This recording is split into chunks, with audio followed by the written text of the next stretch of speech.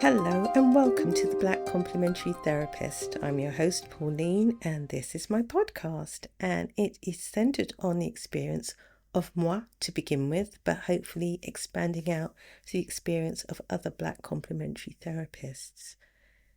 So every 14 days I aim to put out an episode, and here today we're going to talk about the service sector and the element of surprise and its importance. I've had some surprises this last few weeks as well, with lovely messages saying how people have found my podcast and how they've enjoyed it. And I'm hoping you'll continue to be part of the Black Complementary Therapist family. I produce this podcast from the profits of my business, which is Pendulum Massage. I'm a massage therapist based in E14 in London. So if that's something that you would like to partake of, I have online booking and all of that stuff. If you'd like to support my work, I would be so grateful if you could leave me 5-star reviews or book in for a massage. Why don't you? Okay. Someone who left me a really lovely comment on Instagram recently was June Allen. Sent me a lovely little note to say she's enjoying the podcast. June Allen runs a business called Yard of Greatness. She's on Instagram as well, and she is a racial trauma therapist, and she's doing excellent work around the subject of trauma, around the subject of the mother wound, and these things around our identity, around race, and around how we deal with trauma of life in general. Okay, so it's time to breathe, because knowledge and understanding is easier to come by with a mind that is less stressed, a mind that is open, and a mind not in fight, flight, and freeze mode. Let's breathe. Breathe in nourishment, breathe out stress. Breathe in air, breathe out the carbon dioxide.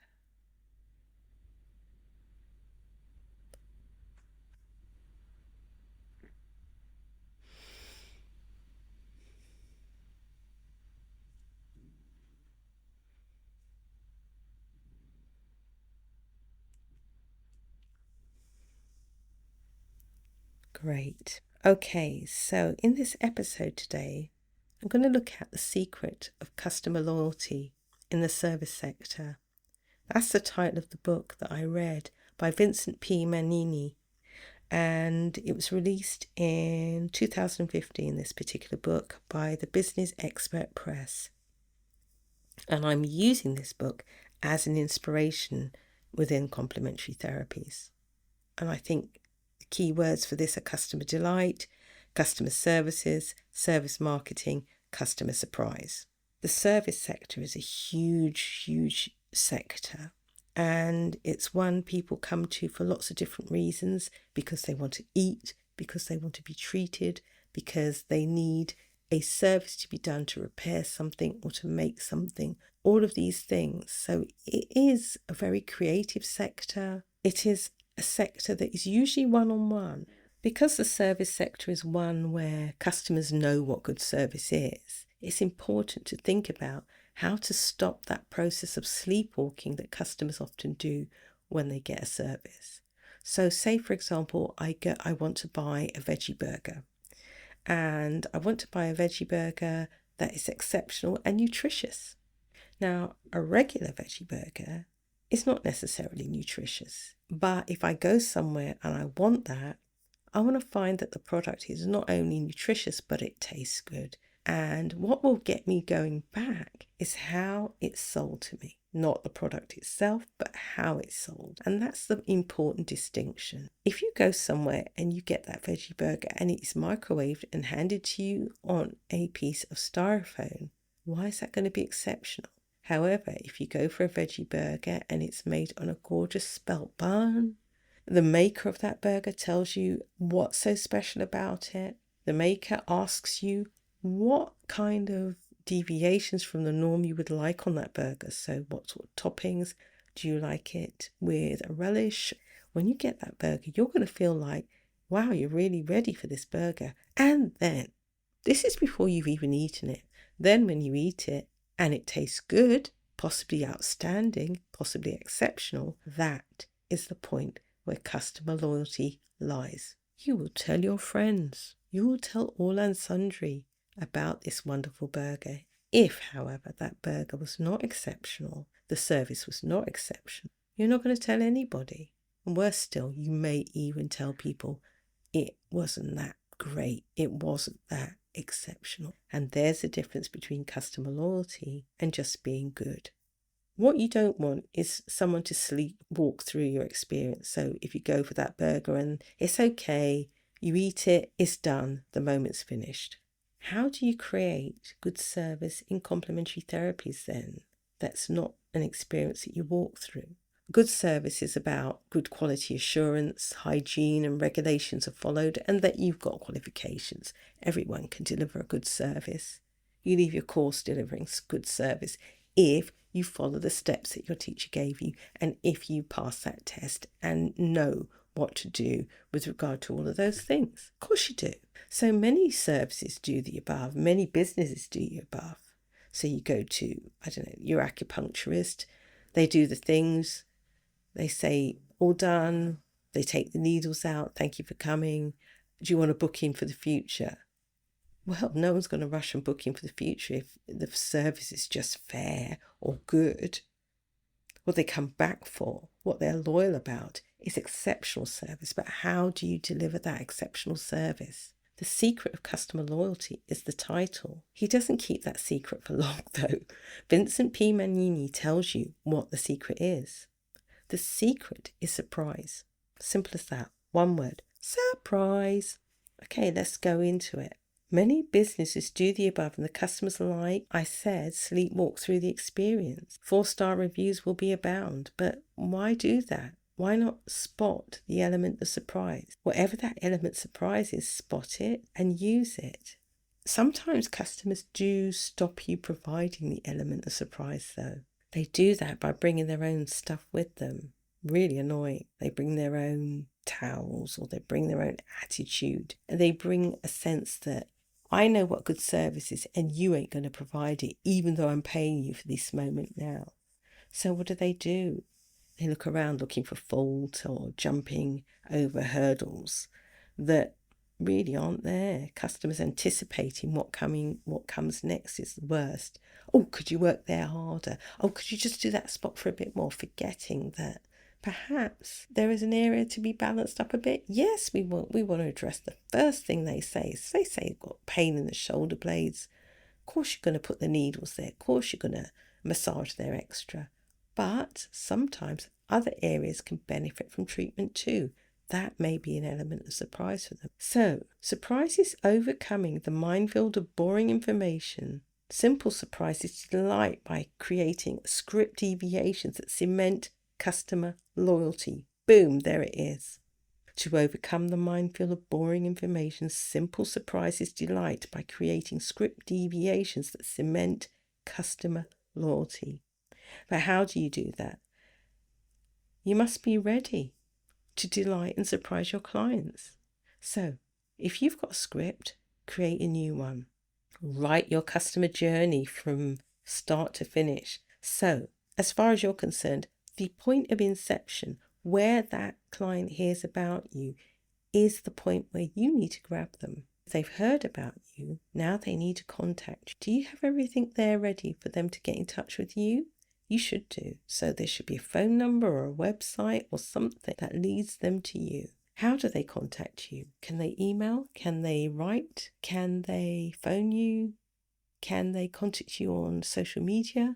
All of those things are ever so important. And then once they found you, how do they find out about your services? Have you got them all written down somewhere so that they can get in touch? Really important. Then once they've found you and they've got in touch with you, how do they book you?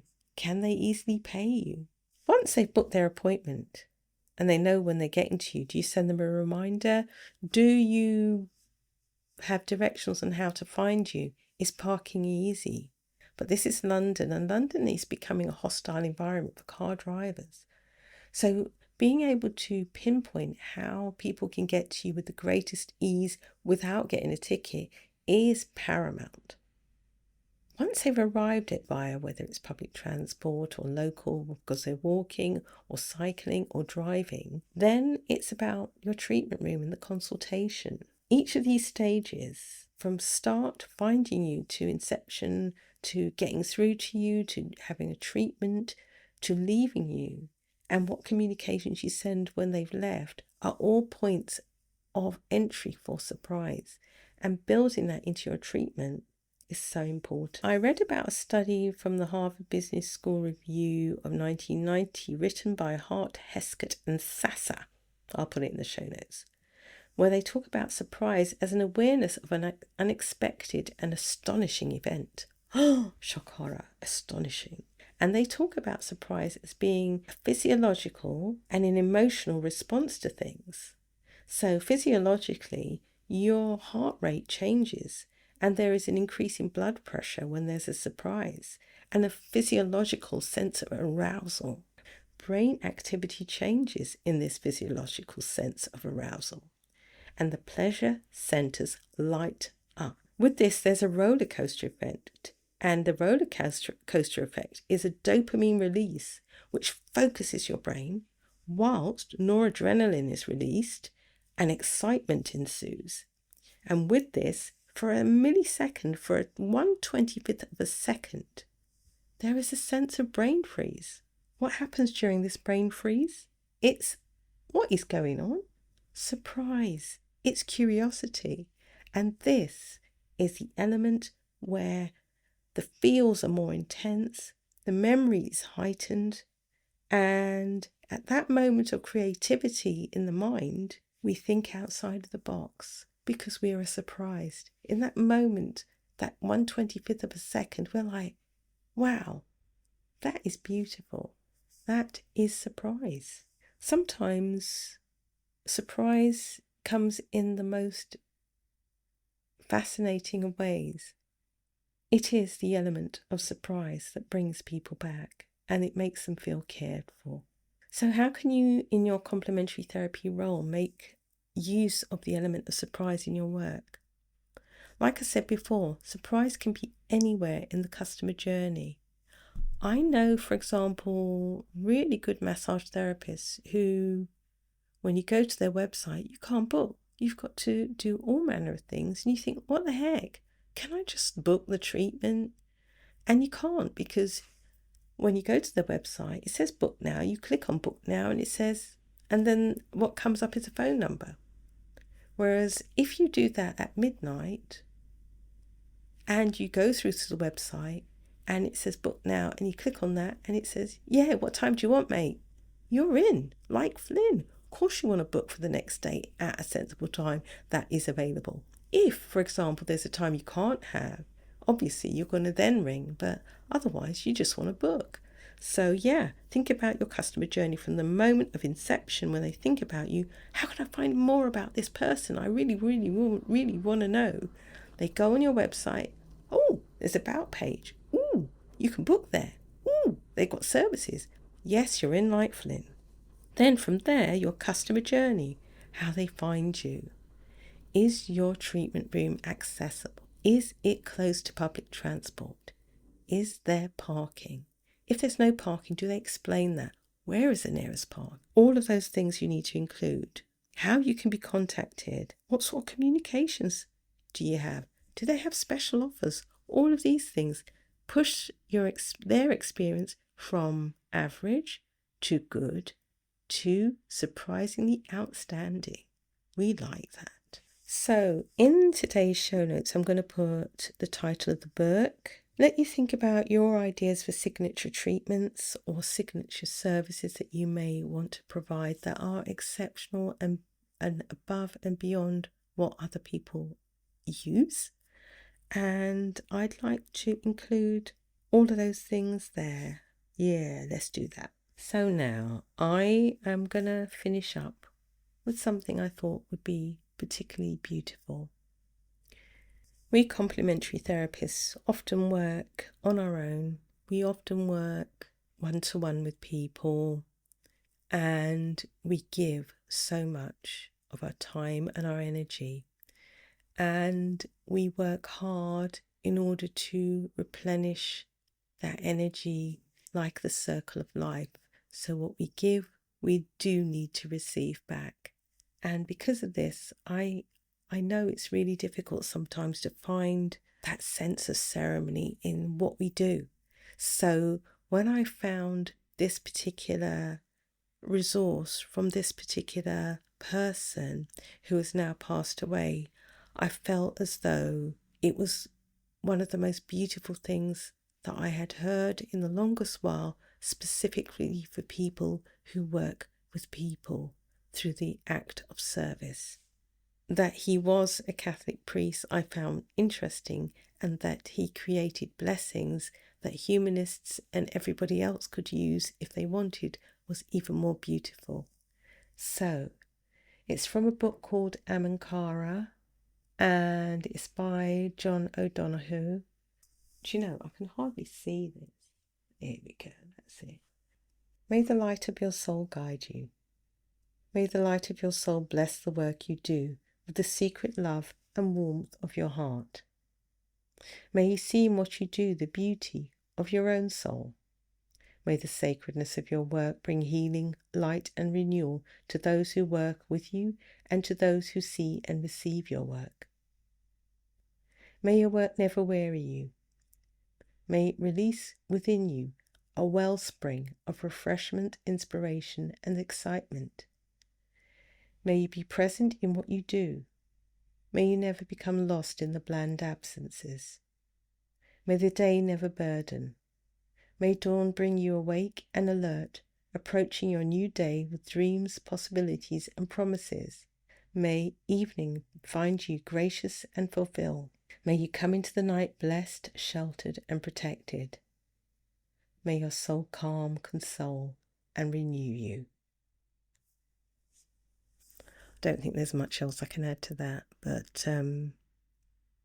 the first time I heard this blessing, I was listening to an audiobook, and it was read by his brother because he's passed now.